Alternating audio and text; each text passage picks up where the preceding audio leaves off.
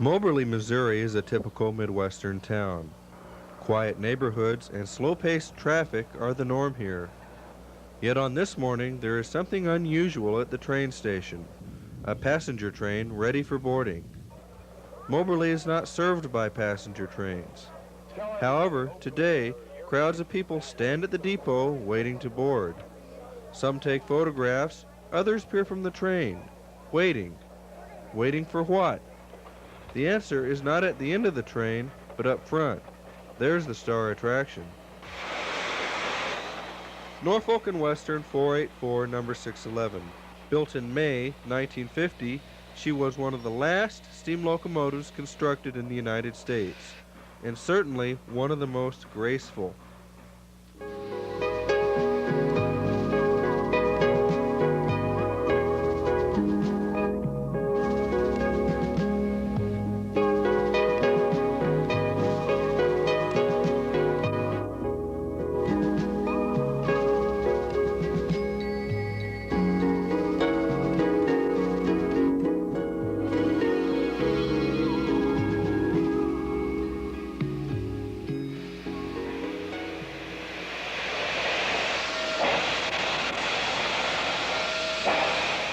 She's steam. She's the very latest thing in steam locomotives. She's built in 1950, and all that was known then was put into this locomotive, and it was built with craftsmen, people that took a lot of pride in their work and did a good job. So I don't think there's a better locomotive in the world than the 611. In 1941, the Norfolk and Western built the 600, or the J, as this new model of locomotive was called. The 600 was different. From the streamlined shroud to the parts that really counted, the 600 and her sisters that followed were unique. Not only were these locomotives strong and fast, they were built to run and keep running. After 13 years of service, the 600 already had over 2 million miles behind her. The 611 and sisters 612 and 613 were the last steam locomotives constructed for passenger service in the United States. They also represented the epitome of steam locomotive design. But by 1959, the Norfolk and Western had given up on steam, and the 611 sat lifeless in the roundhouse. In 1962, she went to a museum only 12 years old.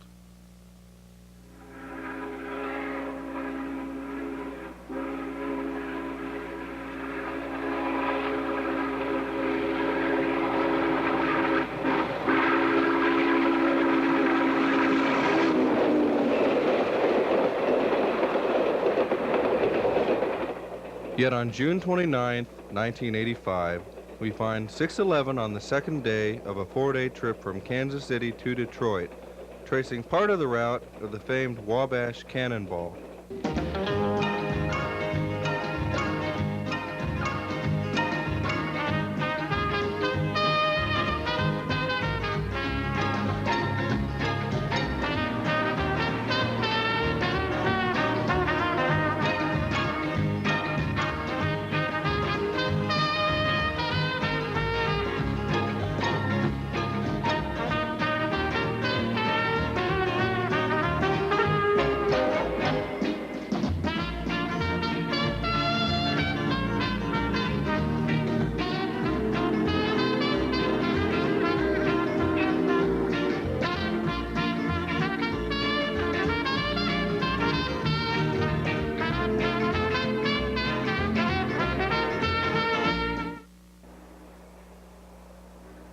One of the towns along the old Wabash line is Hannibal, Missouri, the former hometown of writer Mark Twain.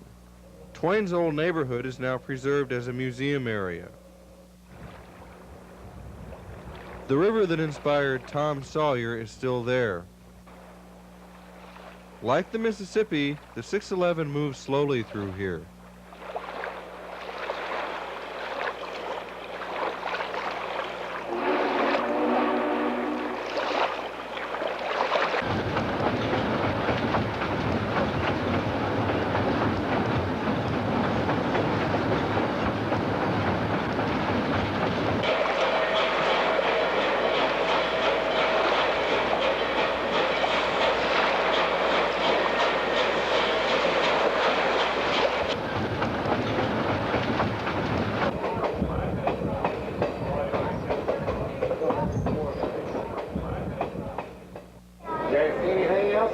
don't usually see? No, not yet. I see a car way out there. Yeah. Way out there.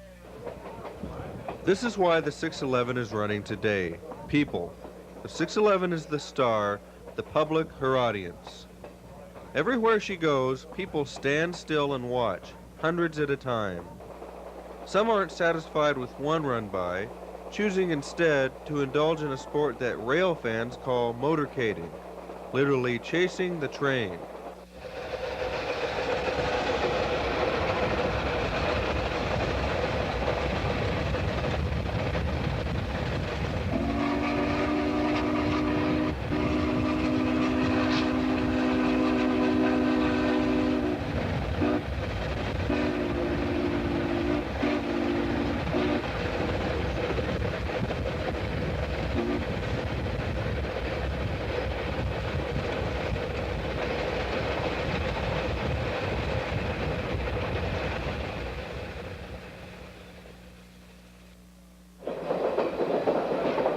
Most people, however, consider the front row seat to be on the train.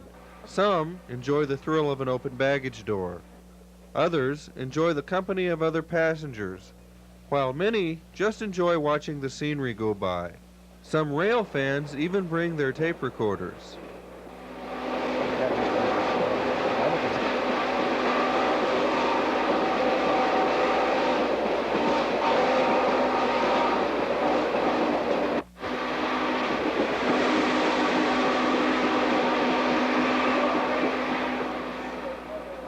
The reasons to ride are as varied as the passengers.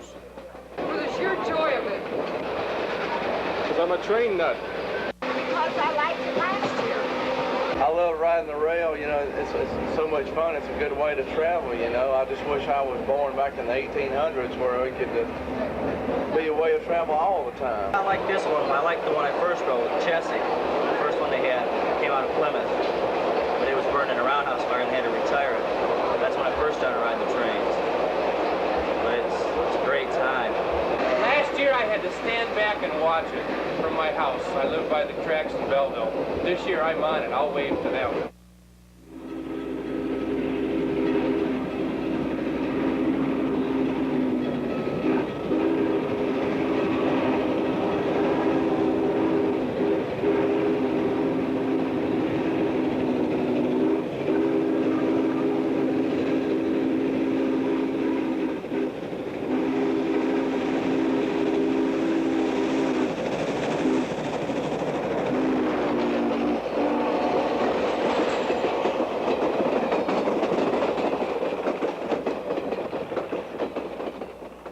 On most runs of the 611, passengers have a choice of seating. Most people opt for a coach seat, and some camp out in the open-air car. On some trains, there are first-class cars, including dining cars, sightseeing domes, and lounges. It's a lucky few that even get on the train, however. Most people have to settle for watching the train's arrival at the station. Here we find 611 arriving in Decatur, Illinois, preparing to tie up for the night.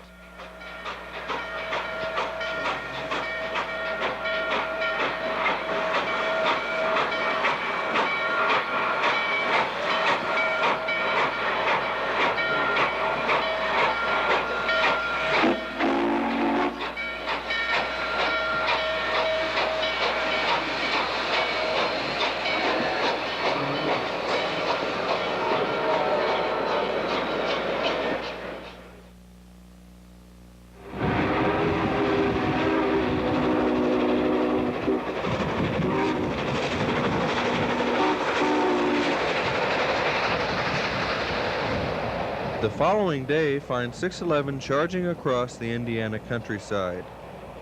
This trip from Kansas City to Detroit is being sponsored by the recently formed Chicago chapter of the National Railway Historical Society.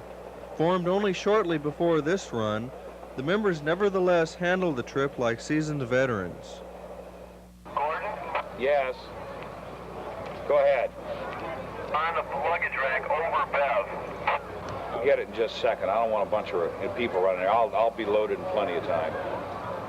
We'll get you. Although club members get free passage aboard the train, they do have to work for the privilege. Good day for a train ride. At every station stop, one could find club members selling tickets, giving out information, and helping passengers board the train. All aboard. Up front, a couple of club members got a break from their labors, getting a chance to be in 611's cab as the train departed.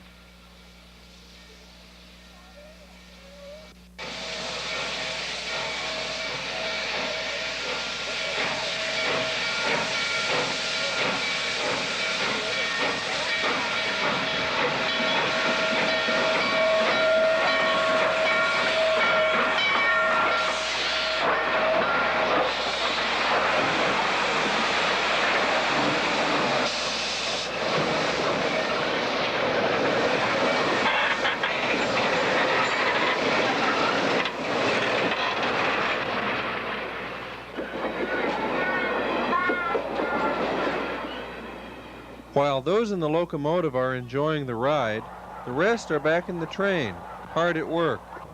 What makes these volunteers tick? I'm in food service myself, been in food service director for 18 years. My wife never was a rail fan. She couldn't figure out why I'd leave St. Louis and go to Kansas City for a day to see the Freedom Train.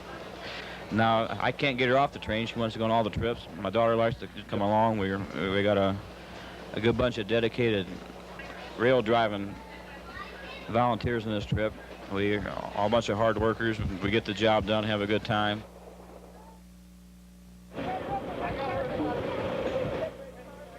Good time or not, by the end of the trip, exhaustion had set in for some. Work remained, such as cleaning the train, but the group did its job to deliver 611 and its train to Detroit. While the volunteers cleaned the train, the conductor offered some thoughts on the trip.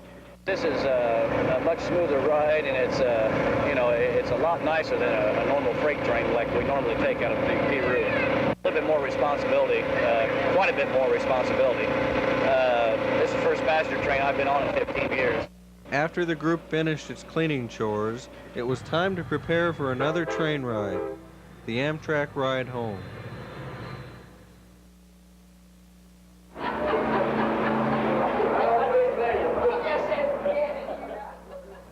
Nearly a year later, 611 is in Atlanta, preparing to run a trip to Chattanooga, Tennessee. Today's run is under the able sponsorship of the Atlanta chapter of the NRHS. Check with this gentleman right here at 841, and he'll show you. Up front, the locomotive glistens in the sunlight, ready to roll. All polished and shiny, she is indeed a pretty sight for onlookers. Yet in today's space age, many people know 611 burns coal, yet they don't know how she runs. Well, I use steam jets primarily to blow coal, and it has a auger. I don't have to shovel it like they did in the old times. Fortunately, it's such a big engine, I don't think anybody could keep up shoveling. It has an auger, like I said, steam auger, steam-powered auger, runs the coal up from the tender up into the firebox. It dumps it out on a blast plate, they call it, and steam jets blow the coal all over the firebox, so I regulate that. And also I have a water pump to keep water in the boiler, which is the primary function. Well, basically, we try to keep you operating pressure when you're running like less than 300 pounds. It's my job to keep the coal in there and evenly distributed, plus keep about a half a glass of water on the boiler at all times, be on the safe side. So my job is to keep the steam up and the water in the boiler. Basically, this is your blower to give you a draft on your fire in case you need to get it burning more brightly. This gauge here shows your steam pressure, which right now is about 275. We're just sitting around waiting. The gauge right here shows your stoker motor and your stoker blast, and how when the coal's running in your boiler. This right here is your feed water pump, which we use when we're running, puts preheated water through a pump and a turbine into the boiler, and that doesn't knock your steam pressure back as much as the injector would on the engineer side.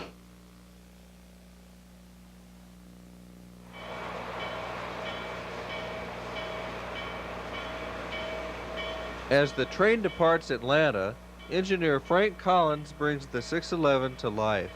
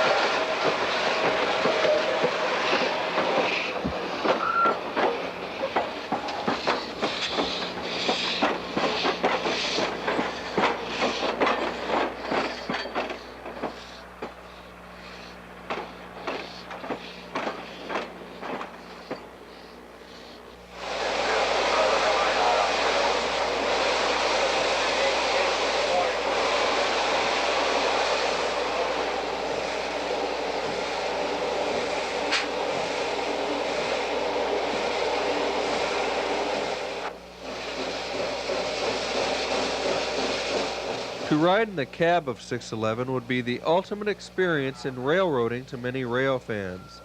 Yet, to the professionals who run the locomotive, it's all in a day's work.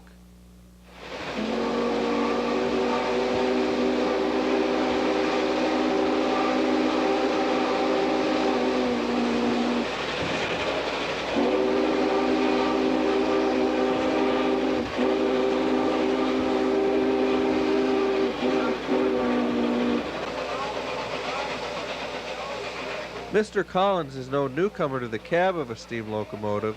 He's seen all of this before.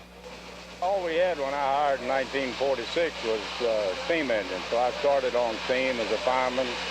I was promoted to engineer on steam in 1950. So that's all we knew up until 1959 was steam. Promoted in 1953 and been running locomotives and supervising running the locomotives ever since.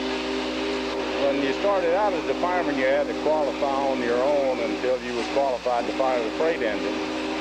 And then you marked up as a fireman, and then you went through that stage, and then you was promoted as an engineer. And then you worked the engineer's extra lift, and that's the way you progressed up the ladder. With all of the people who would like to run 611, how does one land the job? Well, Mr. Claytor was looking for a qualified supervisor that had worked with steam, and I happened to be one of them that was still left that had worked with steam before and worked with this engine before. So that's how I happened to get the job.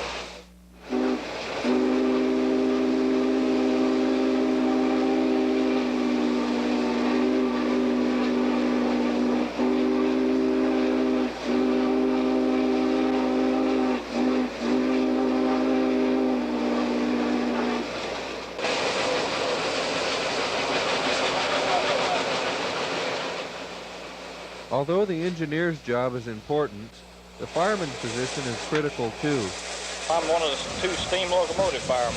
We carry two along, and we do maintenance during the week on two when we're not firing it. I'm under contract with the railroad along with about two other fellows to maintain and help to operate steam locomotives. We have a regular engineer that operates it off the M&W. It's a job. It's real fun, though. I enjoy it. Done this for about the past 3 years, or worked on one of the other steam engines out of Birmingham. And I was a volunteer since like I was 16 with the Atlanta chapter NRHS. Is the 611 hard to fire? It's not so much the engine as some of the coal we get once in a while. It varies so much, it's a little bit of trouble, but you just have to watch your fire and keep an eye on it. Everything will work out all right then. But the engine's a fine engine, mechanically speaking too.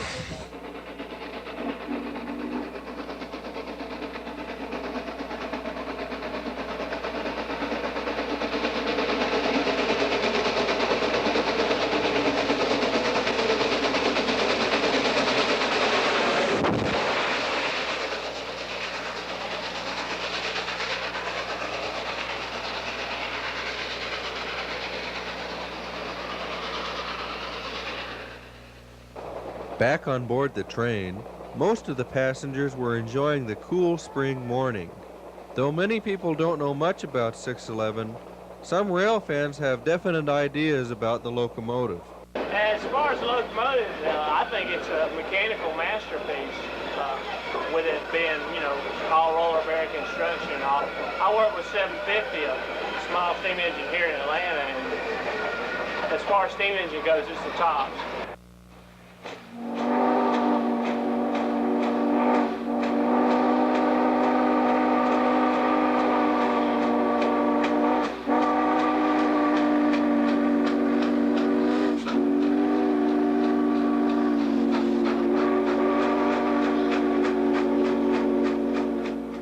Halfway to Chattanooga, the train stops for the photo run. For some passengers, this will be the only chance that they get to see the 611 in action.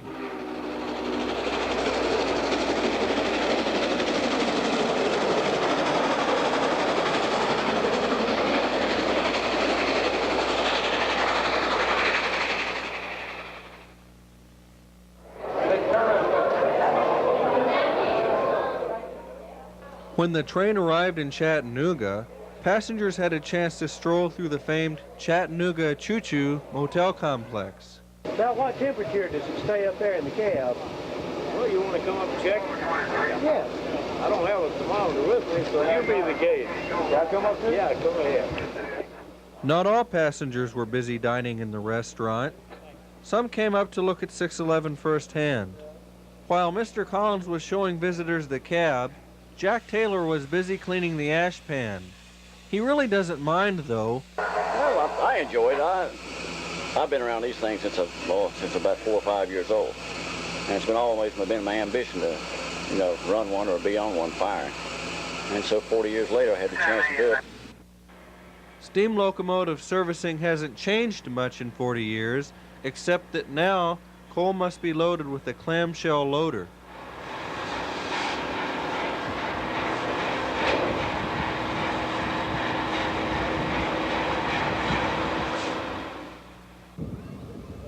While the locomotive is at rest, a shovel is still handy.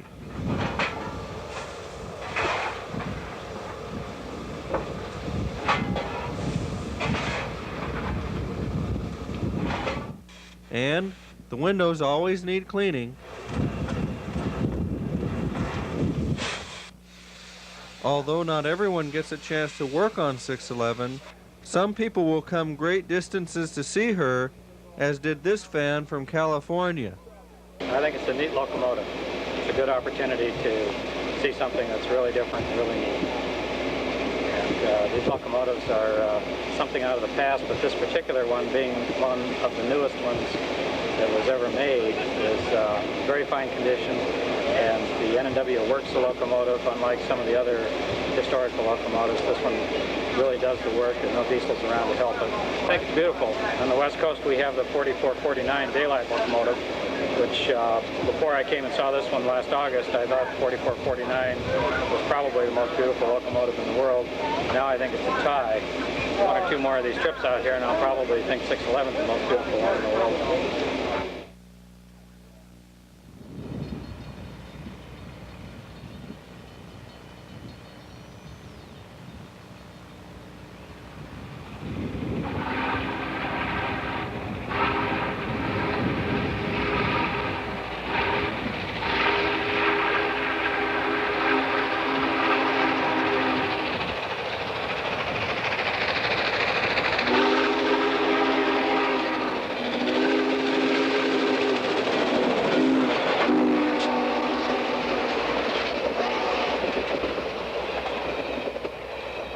As the train headed home, the passengers had a chance to reflect on a fun trip behind a famous locomotive.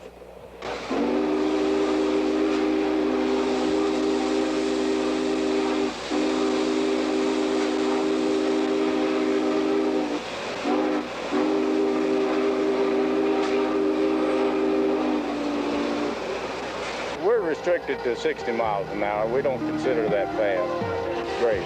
She's really the only locomotive. There is not anything else, I don't think. I mean, as far as running the locomotive, she's the top of the line. That's the Cadillac of the group.